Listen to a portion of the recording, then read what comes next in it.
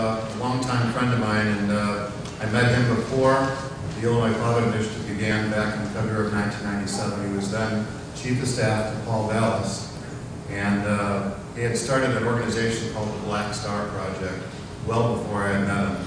And he's held a number of different, really high-level positions within the city of Chicago, and now he's refocused on what he's most passionate about, which is this Black Star Project, which is just doing amazing work, not just here in Chicago, but around the country and overseas. Bill Jackson.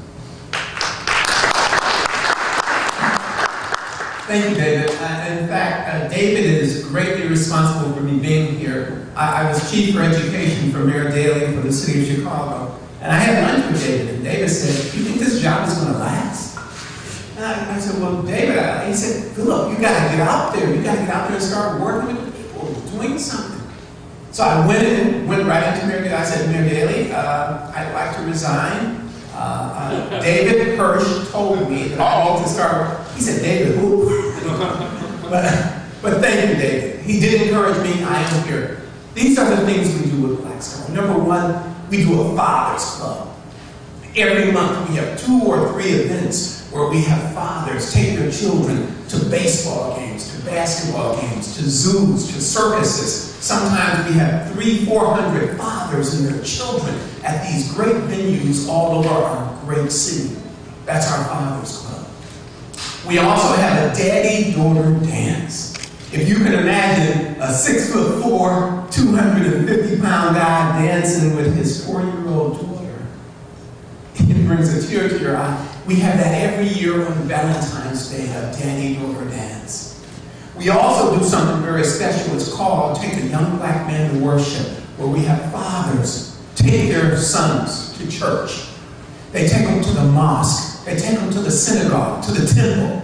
They take them to the beach just to be spiritual by the lake.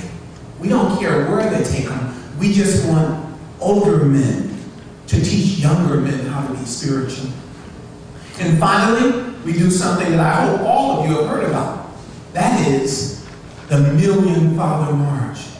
On the first day of school, all over this country, last year, we were in 767 cities across this country. We were in Los Angeles, New York, Atlanta, New Orleans, San Francisco. We were in every major city in this country. Men taking children to school. Here in the city of Chicago, and you know in Chicago, we have a little violence.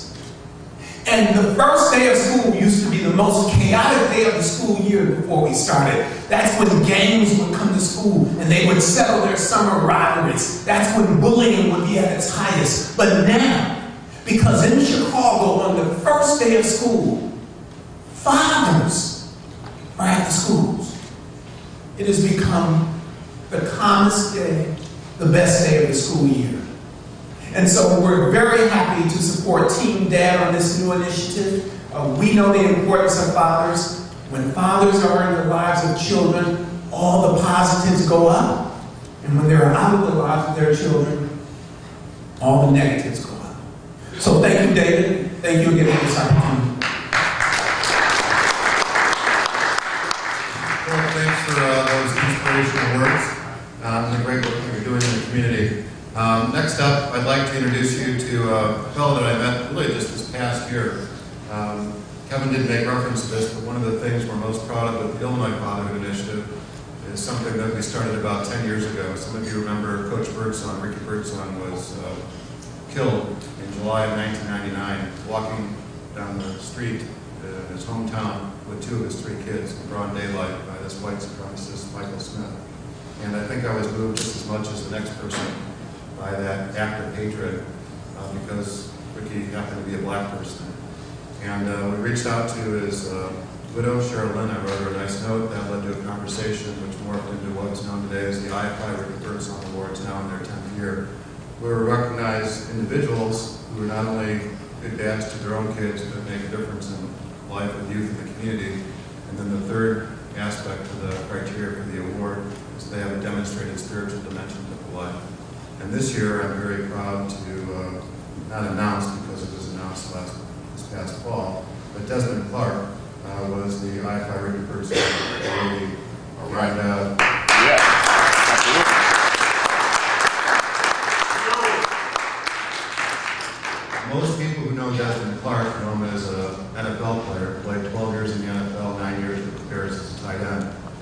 which is an accomplishment. There's a lot of guys that never make it to the NFL.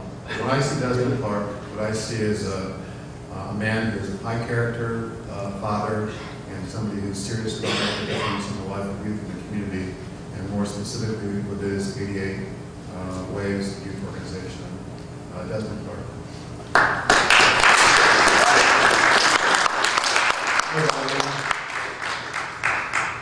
I just want to start off by saying David was talking about accomplishments, and I could stand on this stage and tell you that what I received as a Ricky Birdsong Award recipient, that was the biggest accomplishment that I ever received in my life. And the reason for that is because I've been a kid, and I've been in a place where I wanted my dad to be around, and I wanted my dad to be there at the football games, at the basketball games, there for the homework, there just for everyday, there for my mom, there for just everyday life. And I grew up most of my childhood without my dad being present. So what that did to me is I was able to take that, mostly because of my mom, and turn that into a positive. And it was because of my mom speaking positive about my dad and not letting me think negative about my dad, that I was able to still have a positive outlook about manhood. Good. And as I became older, the thing that I said to myself is, when I have kids, I will be the best dad that they could ever have. Absolutely. And that's my life's goal, is to be the greatest dad I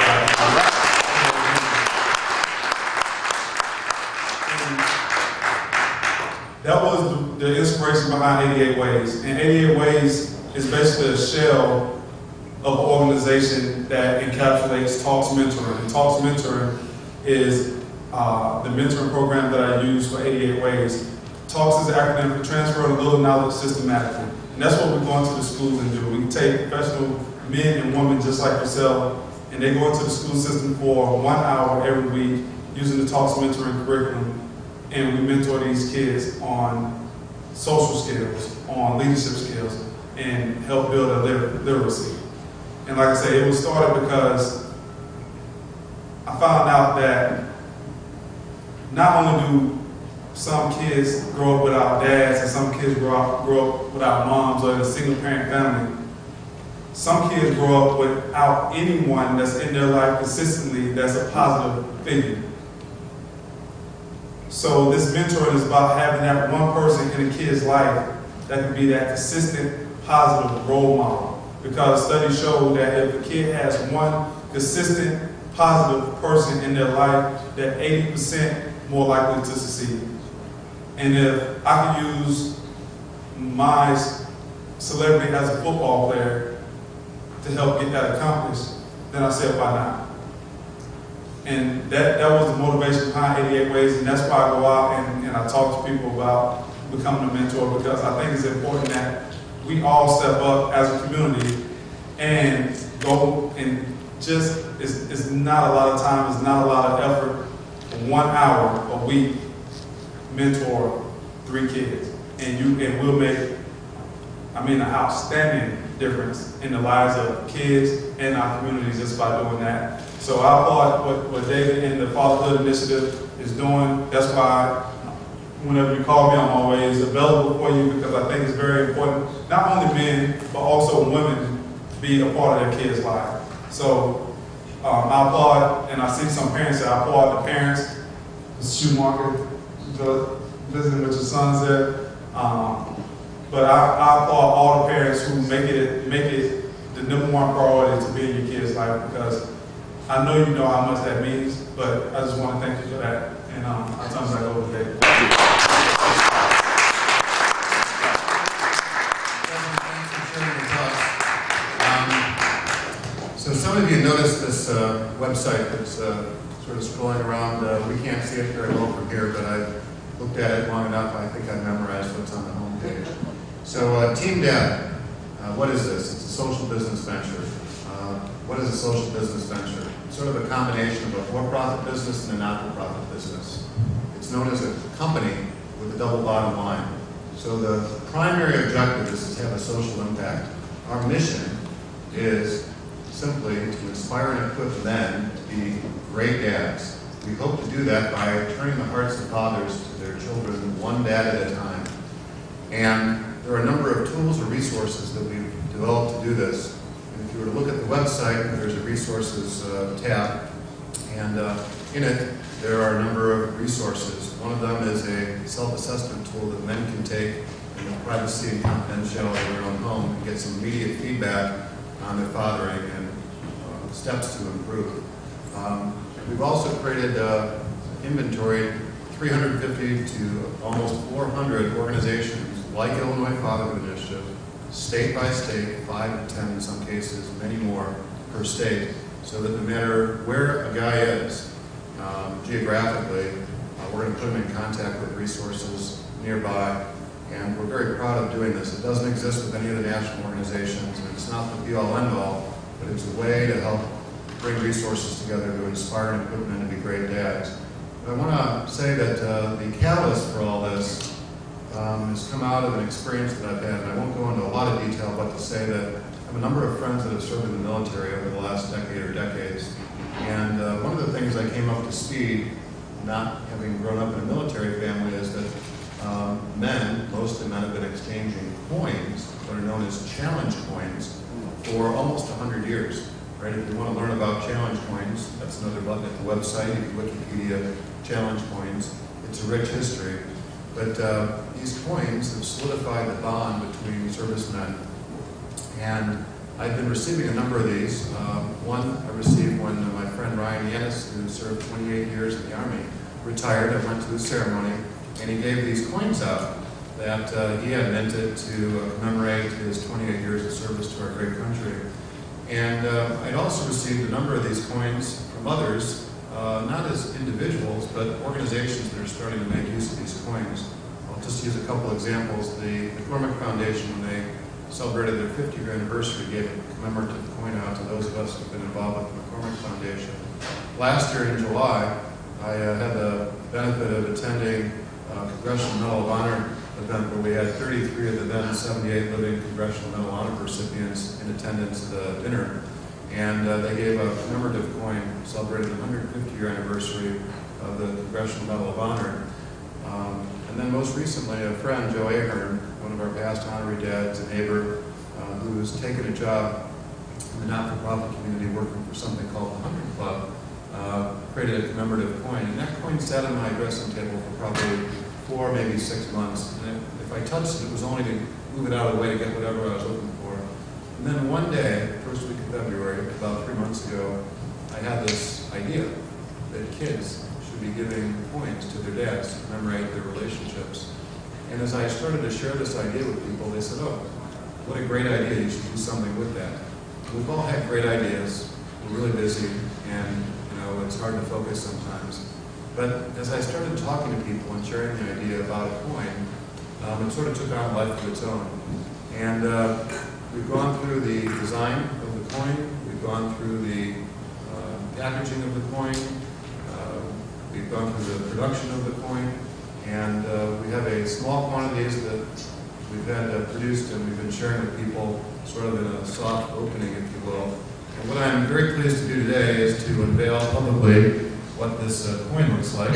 It's known as the Great Dad's Coin, and some of you have already seen this, but this is the face of the coin. Excuse me, this is actually the back of the coin. It says Great Dads are present physically, emotionally, and spiritually. It has the Team Dad logo. We should have started on the front of the coin, but this is the front of the coin.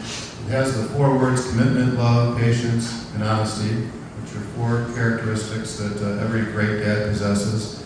Some of you picked up on this number. These coins aren't individually numbered, but the number on the coin has some significance, like every aspect of the coin.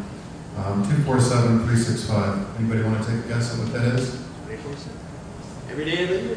Right. Being a great dad isn't just showing up occasionally. It's being there 24 hours a day, 7 days a week, 365 days a year.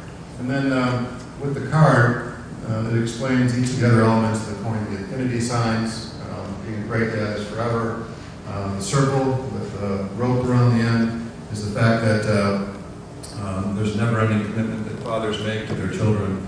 And we're very proud of the design of the coin, and the reaction has been overwhelmingly positive.